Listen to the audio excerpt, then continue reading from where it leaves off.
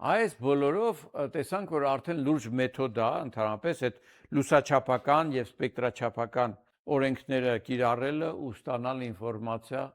աստղի մասին, այ հիմա այստեղ գալիս ենք մի հատ ուրիշ հարցի, թե իսկ ոնց ենք մենք պատկերացնում այդ սպեկտրալ գիծը, չէ՞ որ մենք եթե ասում ենք այ կոնկրետ այս հաճախության վրա է, որ հնարավոր է որ գտնվի, եւ ներքևի մակարդակն էլ, էլի կոնկրետ հաճախություն, հա, ապա ստացվում է դրանից մեկից մյուսը անցում է էլի կոնկրետ հաշնյու էներգիա է, ասենք հաճախականությունը, չէ, ալիք երկարությունը ասենք 6563 անգստրեմ, անգստրեմը 10-8 սանտիմետրն է, այ այդքան, կոնկրետ այդ թիվը 6563, ասեցինք թիվը, հա, բայց եթե տենց լիներ, այդ ալիքի երկարության վրա մենակ սպեկտրում այդ գիծը առաջանար, ապա այդ գիծը մենք բառից բուն իմաստով չէինք տեսնի։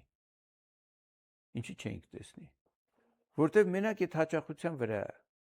Իսկ տվյալ թիվը առանցքի վրա դա կետ է։ Կետը մենք կարանք տեսնենք, եթե մի քիչ պլյուս մինուս չտեսնենք իր կողքը, այսինքն դա կլներ անverջ բարակ գիծ։ Անverջ բարակ սպեկտրալ գիծը մենք չենք կարող տեսնել, բայց մենք տեսնում ենք,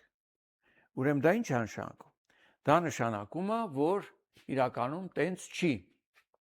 իրականում գոյություն ունի այսպես կոչված, որը մենք անցել ենք, Հայզենբերգի անորոշությունների սկզբունք, այն որ ասում ենք դելտա P,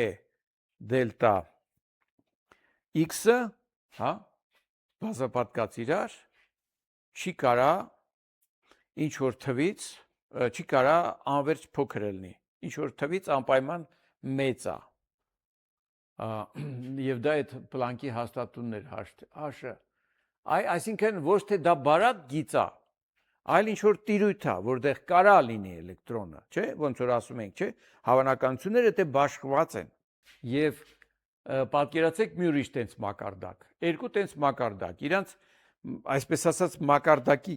որոշակի լղոզվածությամբ, ոչ թե կոնկրետ տեղ, այլ որոշ բան, կենտրոնում այդ գծի ամենահավանականն է, դեպի եզրեր հավանականությունը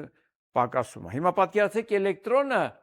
այն թաղանթից էլեկտրոնային թռնում է այն մյուսը, կամ իջնում է։ Ահա, այ կլանեց բարձացավ,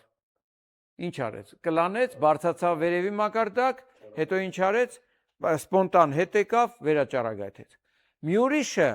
եւ դա եղավ ինչ-որ հաշնյու, այդ որ կլանեց եւ վերաճառագայթեց։ Մյուսը էլի տենց կարա լինի։ Եվ դա համապատասխանեց ինտենսիվության եւ էներգիայի այս գրաֆիկում որոշակի այս տարբերությունը որոշակի հաշնյուի, ասենք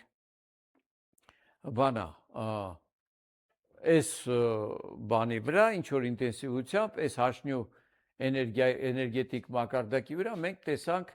ինչ որ բան, այդտեղ պետք է դրսևորեր այդ կլանումն ու վերաճառագայթումը, բայց գիծը պարզվում է այդ լղոզվածության պատճառով ունի այսպես կոչված բնական լայնություն, որովհետև դա բնական է, որովհետև դա ֆունդամենտալ բան է, այդ անորոշությունը Հայզենբերգի, հետեւաբար ինչ է դա, մի դեպքում կարող է այդ ներքևի լղոզված մակարդակի կենտրոնում չլներ էլեկտրոնը եւ գնար այն վերևի մակարդակի ոչ կենտրոն, հետո իջնելուց էլ մի խոսքով իջնելուց պետք է նույն էներգիան պետք է գա, բայց այդ գնալ գալը մի անգամ կարող է ինչ որ հաշնյու լինի, մյուսը հաշնյուից մի քիչ ավել, մի քիչ պակաս եւ այլն, շատ անգամներ տենց որ լինի, մի հատ բարակ սպեկտրալ գծի փոխարեն կառաջանան լիքը բարակ գծեր իրար կողքի խմբված եւ գումարվեն Երևան որպես մի հատ ավելի լայնոտ գիծ, այսենց, հիմա եկավ գնաց, ամեն անգամ տարբեր որոշ չափով, տարբեր էներգիաներով, ահա, արդյունքում ձևավորվեց մի հատ գիծ, որ ամենաինտենսիվն է այն ստանդարտ, ոնց որ ասած կենտրոնական հավանականությամբ բանում, հաճախության վրա, բայց դրանից աճ ու ձախ էլի որոշ հավանականություն կա։ Այսինքն ստացվեց գիծ, որը ունի իր բնական լայնությունը, որից բարակ ինքը չի կարա լինի, որտեղ Հայզենբերգի անորոշությունը ամեն ինչից անկախ գործում է։ Այս ստացվեց, որ գիծը ունի բնական լայնություն։ Եվ դրա համար էլ մենք իրան տեսնում ենք։ Իրականում ուրեմն դիտվող լայնությունները շատ ավելի մեծ են, այս բնականից էլ մեծ են։ Եթե սենց տեսնեինք, շատ ավելի ճշգրիտ չափումներ կարողանայինք անել, բայց տենց չի, լղոզվածությունը ավելի մեծ է։ Այս անգամ արդեն այլ պատճառներով, ոչ թե Հայզենբերգի անորոշության սկզբունքի։ Ուրեմն որոնք են այդ պատճառները։ Քրիստիան Դոպլեր, այ Քրիստիան Դոպլերը ավստրիացի ֆիզիկոս եւ մաթեմատիկոս ուսումնասիրեց մի հետաքրքիր երևույթ։ Այ պատկերացրեք, դուք գտնվում եք նավակի մեջ, ջրի վրա ու այնտեղ ինչ որ տեղից ալիքներ են առաջացրել ու գնում են այդ ալիքները ջրով։ Ու դուք հիմա նավակով գնում եք այդ ալիքների տարածման ուղղությամբ։ Այսինքն թե կանգնած եք, լավ, տենց համարենք, կանգնած եք։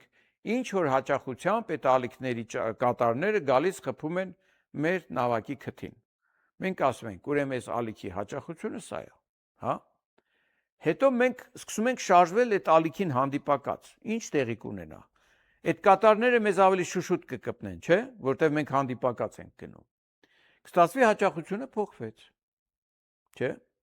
Եվ հակառակը, եթե հեռանայինք այդ ալիքի տարածման ուղղությամբ, ալիքի աղբյուրից հեռանայինք, ապա ավելի հազվադեպ կկպնեն մեր նավի քթին եւ կստացվի ավելի ցածր հաճախություն։ Այսինքն, այն հաճախությունը ալիքի, որ մենք գրանցում ենք, կախված է նրանից, թե մենք ինչ հարաբերական շարժման մեջ ենք աղբյուրի նկատմամբ։ Մոտենում ենք իրան, թե հեռանում ենք իրանից, թե ինքն է մեզ մոտենում, կարևորը հարաբերական շարժումն է, կարևոր չի ով ումից է հեռանում։ Ահա։ Եվ այսա բերեց նրան, որ բնականաբար ենթադրվեց, որ քանի որ լույսը դա ալիք է նաև, ոչ միայն մասնիկ, հա, այդ նշանակում է, որ լույսի հետ էլ նույն բանը պետքա տեղ ունենա։ Ես կարող եմ ուրիշ օրինակ էլ բերել առօրյայից, ջրի վրայի ալիքների օրինակը բերեցի, բայց դուք երբեմն զգացած կլնեք, երբ որ կանգնում եք ճամփեզրին, ու մեքենաներ են գալիս անցնում։ Դուք լսում եք այդ մեքենաների գալն ու գնալը ձայնային ալիքների ձևով, չէ՞։ Աղմուկը մեքենայի գալիս է, ձեզ դուք լսում եք, որ մեքենա անցավ մեր կողքից, մեր կողքով, ու լսում եք, որ երբ որ մեքենան, քանի դեռ մեքենան մոտենում էր քեզ, դու ինչ որ տոնայնությամբ էիր այդ աղմուկը լսում մեքենայի։ Հենց որ անցավ քեզանից, միանգամից կտրուկ տոնը փոխվեց, հաճախությունը փոխվեց։ Դա հենց այդ էֆեկտն է, որ մոտենալուց հաճախությունը ավելի մեծանում է, իսկ հեռանալուց փոքրանում։ Ահա։ Եվ ենթադրվեց, որ այո, լույսի դեպքում էլ այդ նույն բանը պետքա տեղի ունենա։ Եվ այդ հարաբերական արագությունը այստեղ կարևոր չի, ասենք, երբ որ մենք նայում ենք դեպի աղբյուրը, ալիքի, կարևոր չի դրան ուղղայած ուղղությամբ ոնց է ինքը շարժվում, այլ կարևոր է թե այդ ուղղությամբ ոնց է շարժվում, այսինքն ոնց է փոխվում մեր հեռավորությունը, որտեղ ինքը կարող է դրան ուղղայացել է շարժվում, բայց այդտեղ այդ հաճախության փոփոխման մեջ դեր կունենա արագության այն բաղադրիչը, որը այդ աղբյուրը եւ դիտողը կապող ուղի երկայնքով է ուղղված։ Ահա։ Այ հիմա պատկերացնենք, կանգնած ենք, այն դեղին կետերը դրանք բաներն են, լույսի աղբյուրներն են տարբեր պահերին, բայց այդ լույսի աղբյուրը շարժվել է։ Մի կողմից կանգնած ենք, մոտենում այդ լույսի աղբյուրը եւ տեսնում ենք տարբեր պահերին, օրինակ, մեկ աղբյուրը իր շուրջը ինչ որ դելտա T ժամանակում առաջացել է մեկ ֆրոնտը, ալիքը տարածվել է։ Հետո տեղափոխվել է երկրորդ դիրքը ու այդ նույն ժամանակ անց փաստորեն իր բանը, ասենց ասեմ, ինչ որ պահից սկսած անցել է ինչ որ ժամանակ ու մենք նայում ենք թե այդ ժամանակում այդ ֆրոնտները տարբեր դիրքերի հետ կապված ուր են հասել եւ նայում ենք ամենասկզբնական պահին մեկ կետում էր եւ ֆրոնտը հասել է այն մեկ սֆերային երկրորդ կետում էր երբ որ երկրորդում ա եղել երկրորդ սֆերայի կենտրոնն է դա երկրորդում էր նույն արագությամբ բայց ավելի քիչ ժամանակ չէ որտեւ այդ ժամանակ ա տևել մինչեւ 1 կետից 2-ն է անցել եւ այդքան ժամանակ հետո է սկսել այդ բանը իր ֆրոնտը տարածվել հետեւաբար այդ երկրորդ ֆրոնտը ավելի փոքր է շարավով եւ ինչքան ուշ պահենք նայում արանք 4-րդը ավելի փոքր շարավով բայց այս բոլորը տեղի ունեցել նույն դելտա T ժամանակում արդյունքում մենք նայում ենք ձախ կողմում կանգնածը տեսնում է իրար ավելի մոտ ֆրոնտներ հետեւաբար ավելի կարճ ալիքի երկարություն հետեւաբար ավելի մեծ հաճախությամբ ալիք իսկ աջ կողմումը տեսնում է բան ավելի երկար ալիք եւ ավելի ցածր հաճախություն ահա որից որ հեռացել է այս երևույթը կոչվեց դոպլերի էֆեկտ եւ այդ շեղումը սպասվող ալիքի երկարությունից կապված նրա հետ որ ինքը մեզ մոտենում է կամ հեռանում կոչվեց դոպլերյան շեղում օրինակ մենք գիտենք որ ջրածնի ատոմը պիտի այդ 65-63 անգստրեմ ալիքի երկարության վրա ունենա սպեկտրալ գիծ եթե այդ ատոմը մեր նկատմամբ դիտողի մեր սարքի նկատմամբ անշարժ է այդ դեպքում այդքան է բայց եթե հեռանա ինչ կլինի ավելի մեծ ալիքի երկարություն կլինի եթե մոտենա ավելի կարճ կլինի եւ այսինքն կլինի ոչ թե այդ լաբորատոր չափված հարաբերական զրոյական արագության պայմաններում չափված լամդա 0 ալիքի երկարությունը այլ կլինի մի ուրիշ լամդա որը շեղված է լամդա 0-ից սպեկտրում ճիշտ տեղը լամդա 0-ն է բայց ինքը եկել է աջ կամ գնացել է ձախ այդ սպեկտրալ գիծը այդ տարբերությունը լամդայի եւ լամդա 0-ի դա հենց շեղումն է կոչվում է դոպլերյան շեղում դելտա լամդա լամդայից հանած լամդա 0 ահա եւ դա կախված է լուսատուի տեսագծային արագությունից այ եթե պատկերացնենք կանգնած ենք երկրի վրա ասֆալտակով եւ ունենք ինչ որ լուսատու դեպի այդ լուսատուն նայում ենք տեսագծով այս է տեսագիծը այն ուղղությունը այն ուղիղը որով նայում ենք դեպի աղբյուրը եւ ինքը ունի ինչ որ շարժում ինքը ունի ինչ որ տարածության մեջ v վեկտորով ինչ որ արագություն ունի շարժում ունի այդ ուղղությամբ շարժվում է բայց այդտեղ դեր ունի այդ v վեկտորի միայն n բաղադրիչը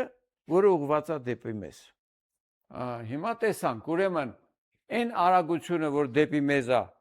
n բաղադրիչի արագության կոչվում է տեսագծային արագություն n բաղադրիչը որը այդ տեսագծին ուղղայացը կոչվում է բան սեփական շարժում էդի հետո մենք հələ առիթ կունենանք դրա մասին խոսելու բայց այդ մյուս բաղադրիչը դեր չի ունենում հիմա տեսեք ինչ է ստացվում փոքր արագությունների դեպքում այ հենց փոքր արագությունների դեպքում այդ ուղղայած բաղադրիչը դեր չի ունենում մենակ տեսագծային բաղադրիչը եւ ահա ինչպես է գրվում այդ կախվածությունը դելտա լամդան բաժանած լամդա 0-ի դա կոչվում է դոպլերյան բանը դա կոչվում է դոպլերյան շեղում այ ոչ թե դելտա ես ասում եմ դելտա լամդան սա հարաբերական շեղումն է կոչվում դոպլերյան այսինքն դելտա լամդան բաժանած լամդա 0-ի եւ դա z տառով է նշանակվում այդ հավասարման ձախ մասում դոպլերյան շեղումն է եւ ինքը հավասար է այդ տեսագծային արագությունը բաժանած լույսի արագությանը այսինքն ինչքան տեսագծային արագությունը մեծ այնքան իր տեղից շատ կշեղվի այդ սպեկտրալ գիծը այդ ձախ կողմում մենք տեսնում ենք որ դելտա լամդան ինչ կլներ ալիքի երկարությունը ավելի կարճ է լամդա 0-ից հետեւաբար լամդա հանած լամդա 0-ն կլինի բացասական հետեւաբար z-ն էլ կստացվի բացասական աջ կողմում բանա, դրական։ Եվ տեսագծային արագություններն էլ նույն ձևով։ Երբ որ դեպի քեզ է գալիս, դու դա ընդունում ես որպես բացասական արագություն, երբ որ քեզնից հեռանում է որպես դրական արագություն։ Դրական ուղղությունը ընդունել ենք մեզնից հեռու ուղղությամբ։ Ահա։ Բայց պարզվեց, որ Էյնշտեյնի հարաբերականության տեսությունից ելնելով, այն պատճառով, որ ժամանակը տեն հավասար է T0 բաժանած արմատ 1 մինուս V քառակուսի C քառակուսի այդ էֆեկտը որ կա, երբ որ մարմինը մեր նկատմամբ շարժվում է, իր ժամանակը սեփական մերինից տարբերվում է, հա, ռելատիվիստիկ դեպքում, արդեն դրա պատճառով էլի հաճախության տարբերություն է, ինքը առաքում անենց ոնց որ պիտի լիներ անշարժ վիճակում, ինք իր համակարգում, բայց մենք գտնվելով դուրս զգալով իր ժամացույցը որպես ավելի դանդաղ, մենք ինչ ենք անում, մենք տեսնում ենք, որ նույնիսկ եթե տեսագծային բաղադրիչ չունի, չի մոտենում մեզ, բայց ռելատիվիստիկ արագությամբ է շարժվում, ասենք V-ի ուղղությամբ է շարժվում, մեկը մենք էֆեկտ զգում ենք մի փոքր։ Դրա համար ռելատիվիստիկ դեպքում բանաձևը այս ձևով է։ Այսինքն ընդհանրապես նույնիսկ մտավ բացարձակ արագությունը տարածական ոչ թե հենց տեսագծայինը։ Տեսագծայինն էլ կա, բայց տարածականն էլ կա։ Այսինքն հատուկ դեպքերում, երբ որ մենք բան ենք, ինչ որ համապատասխան տվյալներ ունենք, նույնիսկ այս ձևով կարող ենք որոշել, թե տեսագծին ուղղայած ոնց է շարժվում։ Եթե առաջի բանաձևով նայելով շեղմանը, ասենք տեսանք ինչքան շեղվեց, դելտա լամդան բաժանած լամդա 0-ի թվով ստացանք։ Ու որը պետք է հավասար լինի VR բաժանած C-ի։ C-ն հայտնի է, մնում է VR-ը տեից գտնես։ Այսինքն ստացվեց, որ դու ինչ կարաս անես։ Որոշես, թե այդ օբյեկտը ինչ արագությամբ է քեզ մոտենում կամ հեռանում, հա։ Այդ սպեկտրալ անալիզի արդյունքում, դոպլերյան շեղումը պարզելու արդյունքում։ Իսկ եթե ռելատիվիստիկ դեպք կա, դու կարող ես փաստորեն ինֆորմացիա ստանալ նաև մյուս բաղադրիչի մասին, թե տեսագծին ուղղայած ոնց է շարժվում։ Ու երբ որ դու աստղի սպեկտրում, ասենք հելիումի մատնահետքը հստակ տեսնում ես, ջրածնի մատնահետքերը տեսնում ես, ու երկուսի համար էլ ասենք նայում ես, տեսնում ես, այդ ամեն մատնահետքի բոլոր գծերը նույն դոպլերյան շեղումն ունեն։ Ջրածնի բոլոր մատնահետքերը, հելիումի բոլոր մատնահետքերը նույն դոպլերյան շեղումն ունեն։ Դա պատահական չի, այդ նշանակում է, որ դա ընդհանուր այդ աստղի շարժման հետ է կապված։ Այդ սաղ նյութը իր հետ շարժվում է այդ աստղի հետ, մոտենում կամ հեռանում է մեզանից։ Այսինքն մենք այդտեղից է, որ համոզվում ենք, որտեվ մենակ մի գծի շեղումով մենք չենք կարող բան եզրակացնել, մենք պետք է բոլորը անսամբլը նայենք ու համոզվենք, որ այն շեղումը, որ մենք տեսնում ենք, դա հենց դոպլերյան էֆեկտն է, ամբողջ աստղի շարժման էֆեկտն է, հա։ Ստեղից ինչ է ստացվում։ Այո, իմացանք շարժման արագությունը տեսագծային, բայց չէ որ բացի իրանց այդ սպեկտրալ գծի ընդհանուր շեղումից, կա նաև իր լայնությունը, չէ, բանի, սպեկտրալ գծի լայնությունը։ Մի ատոմը այդ աստղի մթնոլորտում արագ է շարժվում, մյուսը դանդաղ է շարժվում, քաոսային շարժում կա, չէ։ Մեկը դեպի մեզ է մոտենում, մեկը մեզնից հեռանում է, եւ այլ եւ այլն։ Եվ դա լրացուցիչ լայնություն է տալիս սպեկտրային գծին։ Այսինքն այն բնական լայնությունից ավելի լայն է ստացվում։ Ընդ որում ինչքան շատ լայն է ստացվում բնականից, այնքան ուրեմն ջերմաստիճանն է բարձր այնտեղ։ Ահա եւս մի ուղի ինֆորմացիա ստանալու այնտեղ եղած ջերմաստիճանի մասին։ Լավ։ Խնդրեմ։ Այսինքն տարբեր սպեկտրալ բնական լայնությամբ սպեկտրալ գծեր, բայց տարբեր դոպլերյան էֆեկտներով, հա, կգումարվեն մի հատ ավելի լայն գիծ կարա ձևավորվի։ Ահա։ Բայց բացի դրանից, հենց այդ գազում Բացի ջերմային քաոսային շարժումից, նաև կան հոսանքներ։ Մրկային հոսանքներ, տուրբուլենտ, հա, տենց կոնվեկցիոն, ասենք գազի այս ստեղից այս շերտերը բարձրանում են, այն մյուս շերտը իջնում է եւ այլն։ Այս տարբեր մակարդակների վրա շարժման էֆեկտներ կան։ Միկրոսկոպիկ քաոսայինից սկսած մինչև փոքր մասշտաբներով պտտական շարժումներ, տուրբուլենտ եւ գլոբալ կոնվեկցիոն շարժումներ։ Ամեն մի շարժումը իր հերթին առաջանում է շեղումներ, գծի լայնացում կամ շեղում։ Այսինքն դրանց մասին էլ ինֆորմացիա կա այդ սպեկտրում։ Ճիշտ է, այստեղ խնդիրը միշտ դժվարությունը խնդրի նրանում է, որ կարենաս ասես սրա պատճառով այսքան է շեղվել, այս ընդհանուր շեղման մեջ այսքանը պայմանավորված է նրանով, այնքանը նրանով, այնքան էլ նրանով, այսինքն տարբերես կարողանաս տարանջատես իրարից, այ դա մի քիչ դժվար է, դրա հետ կապված այլ երևույթներ պետք է ուսումնասիրես, որ կարենաս ասես, ուրեմն սրա դերը այսքան էր, նրա դերը այնքան էր։ Մի րոպե, ես այդտեղ բացատրում եի նաև ինչ բան է տուրբուլենտ, ուրեմն շրջապտույտ հոսանքներ, որոնք առաջանում են գազի կամ հեղուկի տարբեր արագությամբ շարժվող շերտերից։ Հա, երբ որ դուք տեսնում եք գետը հոսում է, ափին հանդիպել է մի հատ արգելքի ու շրջանցում է, դրա հետևը շրջապտույտ հոսանք է առաջանում, չէ՞։ Այդ ձևի կարա լինի։ Կամ կոնվեկցիոնը, երբ որ մի տեղը տաքանում է, մի տեղը սառն է, այդ տաքացած գազը ինչ անում, լայնանում է շրջապատի համեմատ, Արքիմեդյան ուժով բարձրանում է վերև, ու տեղը պետք է ուրիշ գազեր կան լցնեն, հետեաբար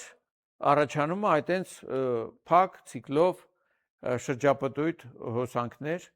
որ անդադ ոնց որ ջերմությունը բարձրացնում է վերև, սառում իջնում է, նորից գալիս է նոր ցիկլով տաքանում, բարձրանում է։ Պարզվում է մաքսական դաշտն էլ է ազդում լույսի վրա, չէ՞։ Եթե որևէ երևույթի ազդեցություն կա լույսի սպեկտրի վրա, ուրեմն այնտեղ թաքնված է այդ կոդը, այդ ծածկագիրը, այդ ազդեցության մասին։ Եթե մաքսական դաշտը ազդում է լույսի սպեկտրի վրա, ուրեմն այդ սպեկտրը ուսումնասիրելով կարանք պատկերացում կազմենք ինչ մաքսական դաշտեր կան այնտեղ։ Իսկ դե պատկերացրեք այդքան հեռու մենք ոչ ենք կարա գնայինք հասնենք, կողմնացույցը դնենք, չափենք, չէ՞։ Ահա։ Հիմա ո՞նց է մաքսական դաշտը ազդում ատոմի քվանտային վիճակների վրա։ Շատ հետաքրքիր էֆեկտ առաջանում, սպեկտրային գիծը մաքսական դաշտից ճեղքվում է 2 կամ 3 գծերի, կախված նրանից, թե տեսագծի նկատմամբ այդ մաքսական դաշտը ինչ ուղղություն ունի եւ ինչ մեծության է։ Ահա, այ Պիտեր Զեյմանը առաջարկել է այդ բացատրել է այդ երևույթը եւ դրա համար ստացել Նոբելյան մրցանակ, որը թույլ է տվել այտենց երկնային օբյեկտների մաքսական դաշտերի մասին պատկերացում կազմել։ Այ պատկերացրեք, ստեղ դուք տեսնում եք պատկեր, որը մի կտոր է արևի սպեկտրից, կանաչ տիրույթում, հա։ Ձախից աջ ալիքի երկարությունն է, այսինքն ալիքի երկարության առանցքն է ուղղված, եւ մենք տեսնում ենք որոշակի տեղերում այդ սև գծերը, դրանք սպեկտրալ գծերն են, բայց կա մի տիրույթ, որ այս հորիզոնական գծերը, դա գիտեք ինչն է, այդ այն տեղն է, որ արևաբիծ կա, երբ որ մենք տարալուծել ենք սպեկտրի, այդ արևաբիծը ոչ թե կոնկրետ ուղղակի պատկերով է երևում, այլ բոլոր հաճախությունների վրա է երևում, դրա համար այսինքն հորիզոնական մի հատ գիծ է ստացվել։ Այս տեղերում արևաբծեր կան։ Եվ այդ արևաբծի տիրույթում դուք տեսնում եք, թե ոնց է սպեկտրալ գիծը ճեղքվել 3 մասի։ Սա քվանտային էֆեկտ է, եւ այսինքն դա ինչ է նշանակում, դա նշանակում է այդ անցման համապատասխան էներգետիկ մակարդակն է ինքը ճեղքվել 3 մասի։ Եվ ստացվել է, որ այդտեղ կա ոչ թե մի էներգետիկ մակարդակ, այլ մակարդակների եռյակ, եւ ամեն մեկին անցումներին համապատասխանելու է տարբեր ֆոտոններ, դրա համար ինքը սպեկտրալ գիծը ճեղքվել է 3 մասի։ Այ ճեղքված ուրեմն կլանման գծերը, բայց ճեղքումը տեղի ունեցե հենց այն տիրույթում, որտեղ արևաբիծն է։ Մաքսական դաշտերը ազդում են նաև միջաստղային տարածությունում առկա փոշու ձգված մասնիկների վրա։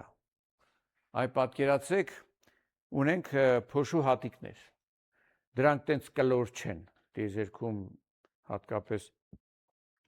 էրոզիայի տենց ենթարկված, հղկված, չգիտեմ ինչեր չեն, էլի։ Դրանք անպայման ունեն ինչ-որ ձգվածություն։ Ինչ-որ մի չափը երկար է, մեծ է, մյուսը փոքր է։ Եվ այդ դաշտում,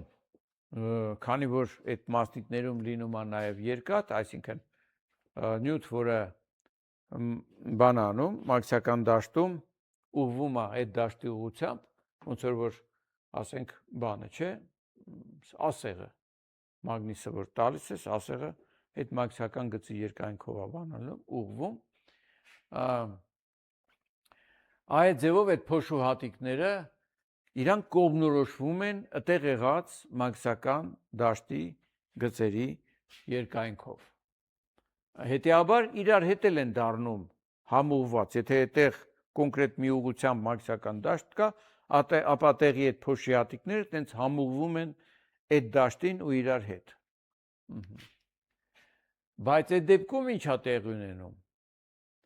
Այդ դեպքում անցնելով այդ տեսակ փոշու ամպերի միջով լույսը, հիմա նոր բան կասեմ, բևեռանում է։ Ինչ է նշանակում լույսի բևեռացում։ Հիմա դա կպատկերացնենք, ուրեմն այն ժամանակ, որ էլեկտրամաքսական ալիքներն էինք անցնում, նայեցինք մի հատ լիցք, որը ինչ-որ առանցքով տատանվում է, ու իրանից տարածվում է էլեկտրամաքսական ալիք։ Այդ դա հենց իրականում բևեռացած լույս էր։ Ինչի, որովհետև կոնկրետ հարթության մեջ տեղի էր ունենում բանը, էլեկտրական դաշտի տատանումները, էլեկտրական դաշտի լարվածության վեկտորի տատանումները։ Եվ դրան ուղղայած հարթության մեջ էլ տեղի էր ունենում մաքսական դաշտինը։ Բայց մենք չէ որ լույսի աղբյուրում այդ գազի լիցքավորված մասնիկները եւ այլն, որ ճառագայթում են, չէ, տատանվում են։ Նրանք հո մի ուղղությամբ չեն բոլորը տատանվում։ Մեկը սենց է վերև ներքև է տատանվում, մյուսը դրան ուղղայած, մյուսը ինչ որ միջանկյալ անկյան տակ եւ այլն եւ այլն։ Մեր տեսակցի նկատմամբ։ Եվ ինչ է ստացվում։ Ստացվում է, որ այդ էլեկտրական դաշտի եւ մաքսական դաշտի տատանումների այդ հարթությունները մի ուղղությամբ չեն բոլորը։ Մեկը մի ուղղությամբ է, մյուսը ուրիշ անկյան տակ, մյուսը ուրիշ անկյան տակ։ Բոլոր ուղղություններով էլ էլեկտրամաքսական դաշտի լարվածություններ կան։ Այդ դա կոչվում է չբևեռացված լույս։ Այդտեղ ինչ ուղղությամբ ասես ալիքի տատանումներ կան։ Ահա։ Այսինքն ինչ է ստացվում, որ ինչի է հիմա եթե բնական լույսը այդ այս տաքացած մարմնի չբևեռացած է, փոշու այդ ու համուղված մասնիկների միջով որ անցավ, ինչի դարավ բևեռացած, որովհետև մի հարթության մեջ, որի ուղղությամբ այդ մասնիկները համուղվել են, կլանումը լույսի միջափի է ստացվում, դրան ուղղայած ուղղությամբ այլ է ստացվում։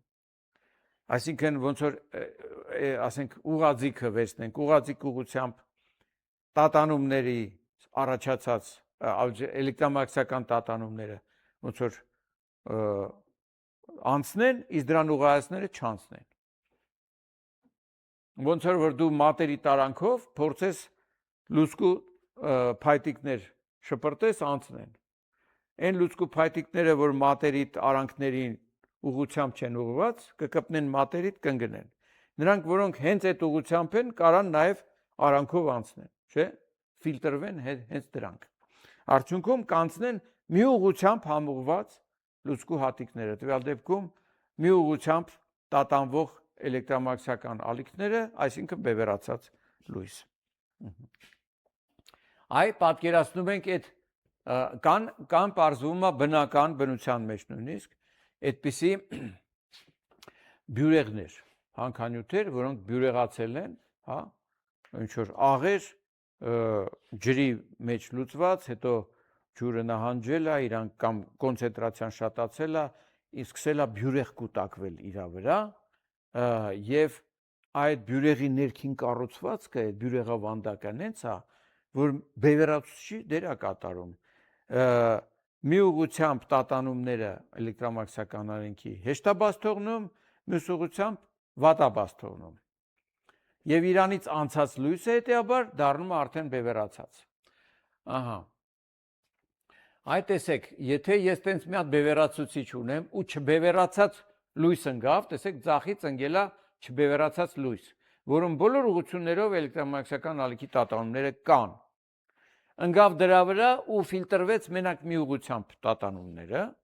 դա եղավ լրիվ բևեռացած, 100% բևեռացած մի հատ լույս, ու եթե հիմա հանկարծ դրան ուղղայած եւս մի նման բան տնեմ,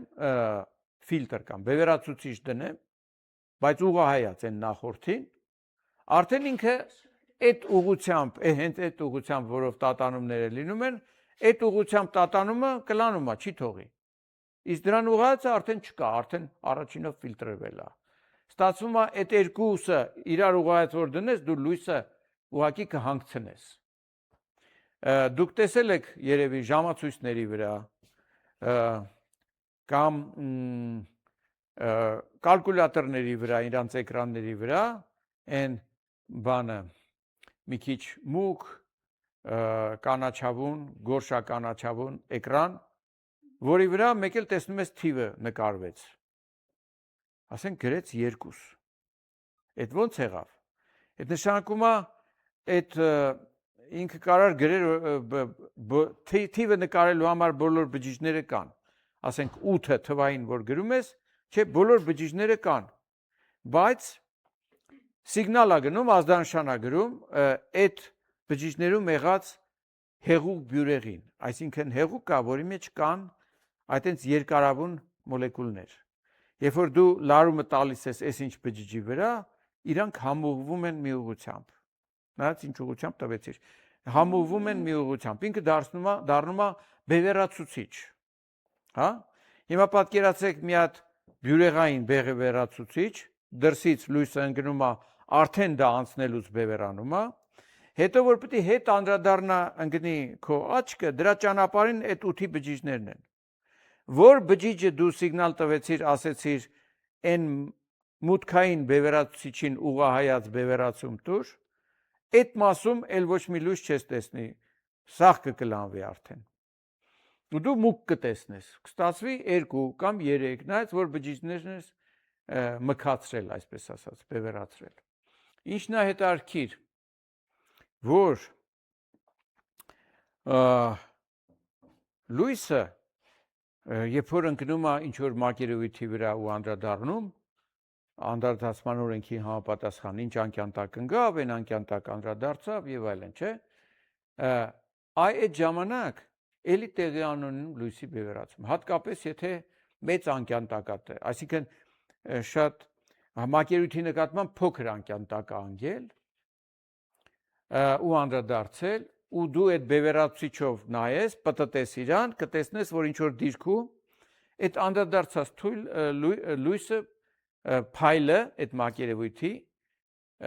մարեց։ Օրինակ ես տեղից նայում եմ, ասենք թե գրատախտակի փայլին, որը լուսապատուանի լույսը գալիս ընկնում է գրատախտակին ու այդ անդրադարձած լույսը գալիս է ինձ։ Եթե հենց շատ փոքր անկյան տակ է, ապա բավական բևեռացած լույս է։ Ես աչքով դա չեմ տեսնում, մինչև բևեռացուցիչով չփորձեմ։ Հենց որ բևեռացուցիչը դնեմ ու պտտեմ, ես կտեսնեմ, որ այդ անդրադարձումը թուլացավ, որտեղ այդ անդրադարձածը բևեռացած լույս էր։ Այդ ձևով գիտեք ովքեր են դրանից օգտվում, ասենք նկարիչները, ֆոտո լուսանկարիչները, ասենք ուզում են նկարեն բանա, ինչ որ ավազանա, մեջը ձկներ են լողում, բայց ջրի մակերևույթը անհարթ է ու շրջապատի լույսերը շողքերը անդրադարձնում է, փայլփլում է ու դու չես տեսնում այդ ձկներին ներսը։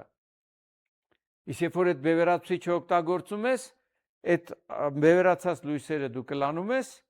ու սկսում է մեջը լավ երևալ։ Կամ աչքն է նկարում, աչքը փայլում է կողքից ընկած լույսի պատճառով, իսկ դու ուզում ես ծիածանած հանթի մանրամասները երևա, դու օգտագործում ես տենց բևեռացուցիչ, մարում ես այդ անդրադարձած լույսը, մնացածը լավ երևում է։ Այսինքն բաներ կան, որ երբ որ դու գիտես, կարողանում ես օգտագործել ու էապես ընդլայնել քո հետազոտական հնարավորությունները։ Եթե լուսատուից եկող բևեռացած լույսը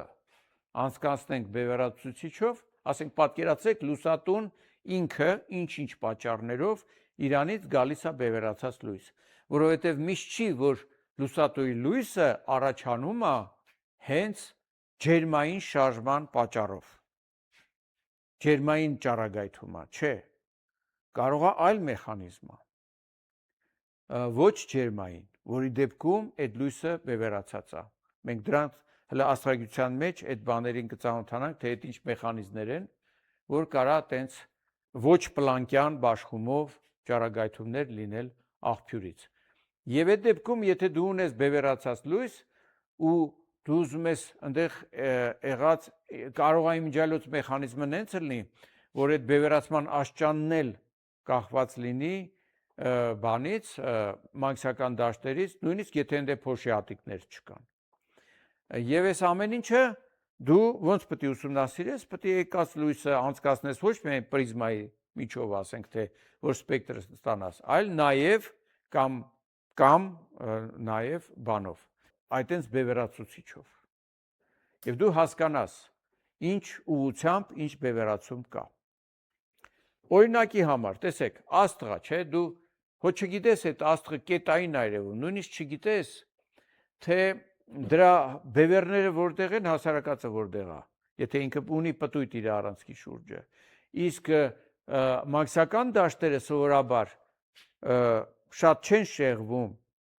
այդ պտույտի առանցքից, մագնիսական այդ դիպոլը իր առանցքը պտտման առանցքից շատ չի շեղվում։ Հիմա տեսեք ոնց որ թե շանս չկա դու իմանաս թե որ կողմա ուղղված իր առանցքը պտտման։ Հա, ժամը 12-ի ուղղությամբ թե 1-ի, թե 3-ի, ոնց է,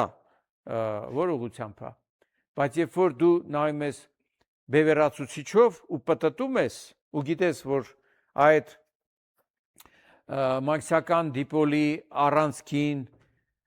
սիմետրիկ պետք է դասավորված լինեն, առանցքի նկատմամբ սիմետրիկ պետք է դասավորված լինեն մագնիսական գծերը, ըստ դրա էլ բևեռացվածությունը դու սկսում ես դրա միջոցով պարզել, թե այդ առանցքը այնտեղ ոնց է ուղղված։ Այսպես բաներ է հնարավոր լինում շոշափել։ Օրինակ սինխրոտրոնային ճառագայթումը։ Սա գիտեք ինչ ճառագայթում է, երբ որ բանը էլեկտրոնը, ասենք թե, կամ լիցքավորված մասնիկ ընդհանրապես, բայց հիմնականում էլեկտրոնի մասնախոսքը, մագնիսական գծի երկայնքով, այն որ արևի ժամանակ թե էդի հələ չեն կարել, լավ, մագնիսական գծի երկայնքով ինչ է անում։ Ռելատիվիստական արագություններով բան անում, անցնում է մագնիսական դաշտով։ Էլեկտրոնը ռելատիվիստական արագությամբ անցնում է մագնիսական դաշտով։ Այդ ժամանակ լրացուցիչ ճառագայթում առաջանում։ Այդ փոխազդեցությունը մագնիսական դաշտի հետ մենք դրա համար հիշեցի, բայց դա արևի մասում է, երբ որ արևը կանցնենք, այնտեղ մանրամասն կներկայացնենք, թե այդ ինչ մեխանիզմ է, որ բան անում։ Բերում է տենց կապի, որ ոնց են իրար վրա ազդում, ասենք մագնիսական դաշտը լիցքի շարժման վրա եւ լիցքի շարժումը մագնիսական դաշտի վրա։ Այդ մեխանիզմը մենք կսովորենք, բայց այդտեղ կոնկրետ այս երևույթը հատկապես ռելատիվիստական բաների ժամանակ, արագությունների ժամանակ հստակ զգացվում է եւ այդտեղ արդեն այդ պլանկյան բաշխումը չի, այդ ճառագայթումը որ կառաջանա։ Պլանկյան բաշխումը չի։ Օրինակ պատկերացրեք արագացուցիչ տարական մասնիկների, sense բուբլիկի նման, տորի նման մի հատ խողովակա, մեջը վակուում արած եւ մեջը մաքսական դաշտեր է ստեղծած, որ իրանք ստիպեն այդ մասնիկներին, այդ դաշտերը շարժվել այդ առանցքով բանի, կենտրոնական առանցքով այդ բանի տորի, այդ բուբլիկի միջով եւ նաև դաշտերը նենց են կառուցված, որ դրանցով դու այդ էլեկտրոնին անդադ արագացնես, անդադ էներգիա տաս, գանենց մեծ էներգիաների, որ հետո բաց թողես ինչ որ այլ ատոմների կպնի, այլ մասնիկների, նոր փոխազդեցություններ, նոր ծնվող մասնիկներ հայտնաբերես եւ այլն։ Եվ այդ արագացուցիչներում, քանի որ ինքը տենց շրջանգծով պատտվում է եւ մաքսական դաշտերի հետ փոխազդում, առաջանում է այդ սինխրոտրոնային ճառագայթումը։ Եվ դա պլանկյան բաշխման նման չի։ Նման աղբյուրներ կան նաև տիեզերքում, չափելով դրանց բևեռացում կարելի է գնահատել նորից մաքսական դաշտի ուժգնությունը։ Ընդ որում, երբ որ դու այդ բևեռացումը չափում ես, դու հասկանում ես, որ դա ջերմային ճառագայթում չի, որ դա ուրիշ մեխանիզմով է, սինխրոտրոնային ճառագայթում է, իր բնորոշ վարքագծով։ Ուրեմն ասում ես, այդտեղ կան ուժեղ մաքսական դաշտեր եւ ճառագայթման մեխանիզմը ուրիշ է, այն սովորական տաք լինելու պատճառով չի, որ ճառագայթում է, կամ մենակ դրա պատճառով չի, որ ճառագայթում է։ Այ տեսեք, թե ուր հասցրեց մեզ սպեկտրային վերլուծությունը։ Հսկայական ինֆորմացիա հնարավոր է ալնում քաղել, իմանալով այս ֆիզիկական օրենքները, տարբեր տեսակի ճառագայթման մեխանիզմները, ինչ օրենքներով են դրանք տեղի ունենում, ինչ պարամետրեր ոնց են իրարից կախված եւ այլն, ու դու կարողանում ես ինֆորմացիա ստանալ։ Նույնիսկ ըստեղ չասեցի, բայց կարելի է դեռևս պարզ մակարդակով ասել, որ սպեկտրային գծերի լայնության վրա որոշ դեպքերում ազդում է նաև խտությունը մասնիկների։ Շատ պարզ պատճառով, երբ որ ատոմները շատ իրար մոտ են, ճզմված է, հա, մեծ գրավիտացիա է, ապա այդ ատոմի էլեկտրոնային այդ բաների, էներգետիկ մակարդակների տեղերը փոխվում են, որտեվ դրանց վրա այդ էլեկտրոնների վրա ազդում է ոչ միայն այդ ատոմի միջուկը, այլև հարևան ատոմի միջուկը, հա, եւ փոխվում են, ավելի լայն գծեր են ստացվում։ Ու այդ էլ ինֆորմացիա արդեն խտության մասին, նյութի կոնցենտրացիայի մասին եւ այլն։ Այսպես բաներ կան։ Կան օրինակ դեպքեր, այնպիսի բաներ, էներգետիկ մակարդակներ եւ համապատասխան անցումներ, որոնք տեղի են ունենում այդ անցումը, ասենք բարձրացավ պետք է հետ ընկնի։ Այդ հետ ընկնելը ելնում է ոչ թե բնորոշ ժամանակահատվածում, ասենք 10-8 վայրկյան, այլ ելնում է ավելի երկար։ Շատ է պետք ժամանակ, ասենք 1 միլիոն տարի։ Նու կոպիտ ասեցի, հա, կամ երկար, տարիներ, օրեր, չգիտեմ ինչ, հա։ Ինչ է ստացվում, որ ոնց որ բնությունը իրան արգելի հետ գնալը, դրա համար իրան անվանում են երբեմն արգելվածքից, դրան հələ դեռ կանդրադառնանք, հա, եւ արգելված անցում։ Բայց մենք ոնց ենք դրա շնորհիվ պատկերացնում նյութի խտության մասին։ Ասենք դու նայում ես որևէ միջաստղային ամպի ու տեսնում ես, որտեղ այդ արգելված գիծը լավ երևում է, իսկ ուրիշ տեղերում չի երևում։ Հարց, ինչի ուրիշ տեղերում չի երևում, իսկ այդտեղ երևում է։ Ահա, այնտեղ որտեղ խիտ է, ինքը որ բարձրացավ այդ մակարդակ ու երկար մնաց, հավանականություն կա մեծ, որ մի հատ ուրիշ մասնիկ կբախվի իր հետ, այդ էներգիան կվերցնի իրան։ Եվ հետադարձ անկումը ֆոտոնի ձևով չի ստա, ֆոտոնի դա չի բերի ֆոտոնի առաքման, հա։ Այսինքն այդ արգելված գիծը այդ դեպքում չեղավ, երբ որ նյութը այնտեղ խիտ է, այդ ամպում խիտ է գազը կամ մթնոլորտում։ Իսկ այնտեղ որտեղ դու տեսար այդ արգելված գիծը, ուրեմն այնտեղ ատոմները այնքան նոսր են բաշխված, որ այդքան երկար այդ էներգետիկ մակարդակում մնալը մեկը չի բերում նրան, որ ինքը որևէ մեկի հետ բախվի, ինքը ինքնակամ իջնում է ու այդ բանը գիծը դրսևորում է։ Հետեւաբար ուրեմն այնտեղ նոսր նյութ կա։ ու շատ հաճախ, երբ որ ինչ-որ հիպոթեզ են առաջարկում, ասում են, այս երևույթը այն պատճառով է, որտեղ այնտեղ,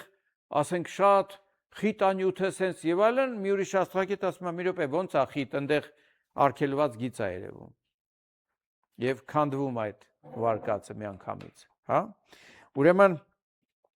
այս տեսակետից էլի, տեսեք, ուրեմն մաքսական դաշտ, ջերմաստիճան, խտություն, նյութի բաղադրություն, էլ չեմ ասում, այն որ անցյալ դասին ասեցի, որ իոնացման աստիճանը, որ ասենք մի էլեկտրոն կորցրել է, մնացած էլեկտրոնների էներգետիկ մակարդակները դրա պատճառով փոխվել են։ Արդեն դա ուրիշ մատնահետ կա, ու երևում է, որ դա մի էլեկտրոն կորցած, ասենք թե հելիումի սպեկտրն է։ Իսկ կարող է լինի երկաթ, որը 14 հատ էլեկտրոն է կորցրել, 14 անգամ իոնացած է, նրան էլ իր բնորոշ սպեկտրալ գիծն է, ու տենց դու հասկանում ես, որ ուրեմն այնքան բարձր է ջերմաստիճանը, այնքան հաճախ են այդ բախումները եւ էներգետիկ, որ այդքան էլեկտրոն այդ ատոմից կարողացել են դուրս շպրտեն, հա։ Ահա, այդ էլ նորից ինֆորմացիա իոնացման աստիճանի մասին, ջերմաստիճանի մասին, խտության, որտեղ հաճախ պետք է բախվեն եւ այլն։ Այսինքն հսկայական ամենատարբեր բնույթի ինֆորմացիաներ գաղտնագրված, ծածկագրված, գալիս է լույսի ձևով եւ մենք պետք է այդ գիտելիքները ունենալով հասկանանք, պարզենք, թե այնտեղ ինչ վիճակ է, ինչ նյութ է, ինչ վիճակում։ Եվ այդ այն որ անցյալ դասին պատմում է, այն ծրագրավորողի պես չասենք, բայց դա բան է, չէ, ֆիկտիվ գիտություն է, դուք հորինում եք, ինչ գիտեք, այնտեղ ինչ է։ Ահա։ Այ փաստորեն սպեկտրային վերլուծության շնորհիվ ծնունդ առավ ու զարգացավ աստղագիտության ամենահզոր ճյուղը, աստղաֆիզիկան։ Ոնց որ ֆիզիկան ունի մեխանիկա, կինեմատիկա, չէ, մեխանիկան ունի կինեմատիկա եւ դինամիկա բաժիններ, կա էլեկտրաստատիկա, էլեկտրադինամիկա եւ այլ տարբեր բաժիններ կան, չէ։ Այ աստղագիտության ամենախոշոր հզոր բաժինը դա աստղաֆիզիկան է։ Եվ դա ուղղակի անհնար կլներ այդպիսի ճյուղի գոյությունը կամ շատ թույլ մի բան կստացվեր, եթե չլիներ սպեկտրային վերլուծությունը։ Եվ իզուր չէր, որ Ֆրաունհոֆերի տապանակար իզուր չի, որ իր տապանակարի վրա գրված են այս խոսքերը. նա մոտեցրեց մեծ աստղերը, այսինքն դարձրեց, բերեց, դրեց մեր ձեռքի մեջ, մենք կարողացանք ուսումնասիրել։ Ֆրաունհոֆերը, որը դրեց սպեկտրային վերլուծության հիմքը։ Ահա, այսքանով մենք ավարտեցինք աստղագիտական եւ ընդհանրապես գիտական հետազոտությունների մեթոդները, հիմնական ուրվագծով, իհարկե շատ մանրամասներ կան, որ մենք աստղագիտությունը անցնելուց կոնկրետ օբյեկտների վրա կիրառությունները կտեսնենք, կանենք, բայց հիմնականը պատկերացրեցինք ու տեսանք, թե ինչքան դա ապացուցողական է, ինչքան օբյեկտիվ է, ինչքան գիտական է այդ ամեն ինչը, եւ ստեղ ոչ մի հեքիաթասանություն չկա, այլ մաքուր գիտություն, գիտական մեթոդներով ուսումնասիրելու օբյեկտիվ իրականությունը։ Միակ թերությունը նա է կոնկրետ աստղագիտության դեպքում, որ դու չես կարողանում ինչ անել, փորձ անել այն ձևով, որ կարենաս քո ուզած ձևով փորձի պայմանները փոխես, կրկնես մի այլ պայմաններում անես, որ սկսես հասկանալ ով ում բարեկամն է, ով ինչի հետ է կապված։ Այդ դա դժվար է, դա չի լինում բանի դեպքում, աստղագիտության դեպքում։ Իհարկե կան երկնային մարմիններ, որ արդեն ըլնում է փորձ անել, տիեզերական սարքեր ուղարկելով, դա ուրիշ հարց է, բայց հիմնականում աստղագիտությունը մնում է զուտ դիտողական գիտություն, այդ մի սահմանափակումը, որ չես կարող փորձը պայմանները փոխես։ Իր փոխարեն աստղագետները ինչ են անում, իրանք ասում են, այս աստղերը նման են իրանց չափով, հա, թեկուզ ասենք մի ուրիշ աստղի շուրջը պտտվում է, կարողացել են զանգվածնել չափեն։ Չափով, զանգվածով նման են, բայց ընդ որում բաղադրությամբ էլ ոնց որ նման են, բայց իրանք տարբեր են իրանց ջերմաստիճանով, ասենք թե։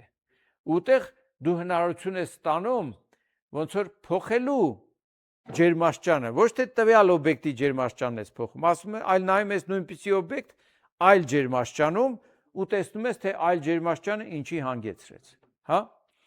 Էդ էլ է ձևով։ Դե այսքանով մենք ավարտեցինք եւ հետո կանցնենք ուրեմն ինչերը, կանցնենք աստղադիտակները, տարբեր տեսակի, կանցնենք աստղադիտարանները եւ էդ էլ անցնելու արդյունքում մենք պատրաստ կլինենք մտնելու աստղագիտության տիրույթ, ուսումնասիրելու առաջին հերթին արեգակն ու իր շուրջը պտտվող մոլորակները։